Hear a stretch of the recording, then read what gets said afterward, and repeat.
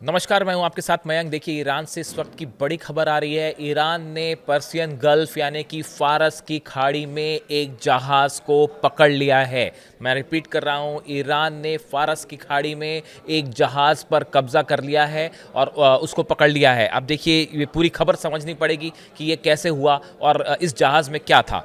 जो ईरान की तरफ से बात कही गई है उसमें कि एक जहाज जिसमें स्विट्जरलैंड का फ्लैग लगा हुआ था। देखिए, स्विट्जरलैंड का फ्लैग लगा हुआ था। ये फारस की खाड़ी में गैर कानूनी तरीके से इलीगल ऑयल लेकर जा रहा था। इलीगल ऑयल की स्मगलिंग हो रही थी, इस तरह का आरोप ईरान की तरफ से लगाया गया है। और जैसे ही ईरान के रडार्स पर ये लोकेट हुआ, जीपीएस सिस्टम पर ये लोकेट हुआ जहाज़, इसको चेक किया गया कि इस जहाज़ में कहाँ का है और क्या चीज़ें हैं, तो पता चला कि इसमें 3,50,000 लीटर जो है वो स्मगल्ड फ्यूल है। 3,50,000 लीटर, बड़ा अमाउंट है ये जहाज़ जो है बताया जा रहा है कि इससे जो है इसके ज़रिए गैर कानूनी तरीके से तेल को, ऑयल को, क्रूड ऑयल को ले जाया जा रहा था, जिसमें स्विट्ज़रलैंड का फ्लैग लगा हुआ था। तो शायद ये स्विट्ज़रलैंड ले जाने की कोशिश थी इसको, या किसी दूसरे देश को। हो सकता है कि स्विट्ज़रलैंड का जहाज़ हो लेकिन तेल कहीं और ले जाया जा रहा हो। इस बात की जाँच चल रही है।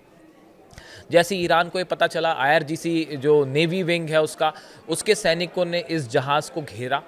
कई शिप्स ने इस जहाज़ को घेरा और अपने साथ ये ईरान के जो सदर्न पोर्ट्स हैं वहाँ पर इसको ले जाया गया। अब वहाँ पे इसमें जो क्रू मेंबर्स हैं उनसे पूछताछ हो रही है। ये पता लगा, एक एक डिटेल निकाली जा रही है कि ये जहाज़ कैसे यहाँ पे आया और इसे कहाँ ले जाया जा रहा था। देखिए, जो खबर आई, the IRGC navy has said it has seized a foreign vessel in the Persian Gulf for smuggling fuel and transferred it to Iran southern ports. यानी कि आईआरजीसी ने इस जहाज़ को रोका और अपने साथ इसे ईरान ले गए हैं, जहाँ पे ईरान के दक्षिणी हिस्से के एक पोर्ट पर इसे रखा गया है और जहाँ पूछताछ की जा रही है। The IRGC Navy, through surveillance and intelligence gathering, identified a vessel carrying smuggled fuel with the Switzerland flag, seized it with a court order and transported it to the coast of Bushehr। देखिए, इसको जो है Iran का कहना ऐसा है कि court के आदेश के बाद ये कार्रवाई की गई है और पूरे लीगल तरीके से ये कार्रवाई की गई है। इस जहाज़ को गैर कानूनी तरीके से ये ईरान की सीमा में दाखिल हुआ, पर्सियन गल्फ में, फारस की खाड़ी में दाखिल हुआ और इसके पास कोई अधिकार नहीं थे तेल ले जाने के, लेकिन ये यहाँ से तेल लेके जा रहा था। और ईरान के एक कोर्ट के आदेश के बाद आईआरजीसी ने ये कदम उठाया है और इस जहाज़ की को जो है वो बुशर के पोर्ट पर ले जाया गया है।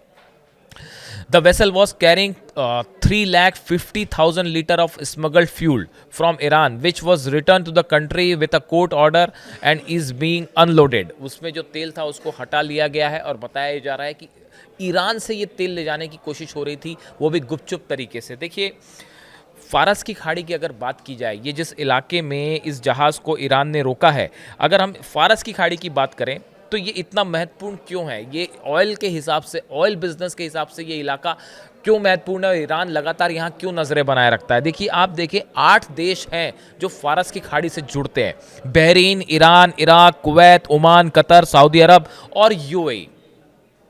अब देखिए, ईरान के इस एक्शन की एक बड़ी वजह भी बताई जा रही है। अभी थोड़े समय पहले भी हमने देखा था कि ईरान ने एक ऐसे ही जहाज़ को रोका था जो कि यूएई से सिंगापुर जा रहा था, मार्शल आइलैंड की तरफ जा रहा था, और उसको भी रोका गया था और ये ईरान ने कहा था कि गलत तरीके से ये ऑयल को ले जा रहा है। तो ईरान ने बड़ा एक्शन लिया। अब इसकी वजह क्या बताई जा रही है? देखिए, ये असल में टिट फॉर टैट माना जा रहा है ईरान का, या कुछ लोग इसे कहते हैं ईरान की तरफ से नहले पर दहला चला गया। जिस तरह से अमेरिका और यूरोपियन कंट्रीज़ ने लगातार उन कंपनीज पर बैन किया है जो ईरान के साथ ऑयल बिजनेस करती हैं, जो या तो ईरान से तेल इंपोर्ट एक्सपोर्ट कर रही हैं, ईरान से गैस का आयात निर्यात कर रही हैं, ऐसे तमाम कंपनीज को बैन कर दिया गया है अमेरिका के द्वारा। उनके जहाज़ों को गैर कानूनी घोषित कर दिया गया है। ऐसे कई लोगों पर बैन किया गया है। भारत की 6 कंपनी पर जो है इस तरह के जो है वो बैन्स लगाए गए, जो कि ईरान से तेल खरीद रही थी या तेल का कारोबार कर रही थी। ऐसे दुनिया भर में कई कंपनीज है, चाइना की कंपनी है, भारत की कंपनी है, बांग्लादेश की कंपनी, कई देशों की कंपनियां हैं जिन्हें बैन किया गया ईरान से बिजनेस के लिए।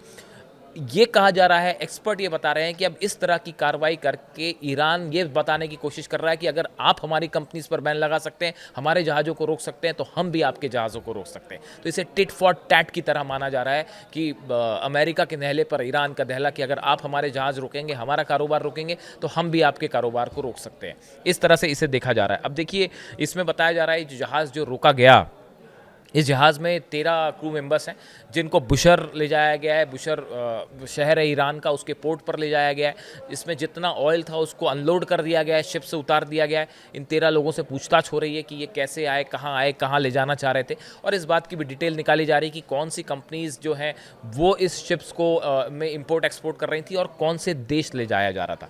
देखिए, मैंने आपको पिछले वीडियो में भी बताया कि किस तरह से जो है ईरान के ऊपर, ईरान के ऑयल व्यापार को रोकने के लिए किस तरह से कोशिश हो रही है, लेकिन उसके बावजूद सिंगापुर, इंडोनेशिया, मलेशिया, मालदीव, ये वो तमाम देश हैं जिनके पोर्ट्स के ज़रिए ईरान बड़े लेवल पर ऑयल का इंपोर्ट एक्सपोर्ट कर रहा है। और ये भी बात साफ है कि जब जब ईरान पर बैन हुआ, जब जब ईरान के ऑयल के व्यापार को रोकने की कोशिश की गई, ईरान का ऑयल व्यापार और बढ़ा है। ये एक हकीकत है। और बहुत सारी कंट्रीज़ ऐसी हैं, उसमें यूएई भी शामिल है, कई सऊदी भी शामिल है। भले वो अमेरिका के साथ खड़ी दिखाई दे, लेकिन जब भी ऑयल की बात होती है, जब भी ऑयल के समंदर के ज़रिए, पोर्ट्स के ज़रिए ऑयल बिजनेस की बात होती है, तो ईरान को का ऑयल जो है वो हर देश में सप्लाई होता है, चाहे लीगल तरीके से चाहे इलीगल तरीके से। इस सूरत में ईरान के ऑयल को कंट्रोल करने की जितनी कोशिशें हैं वो फेल ही होती दिखाई दे रही हैं।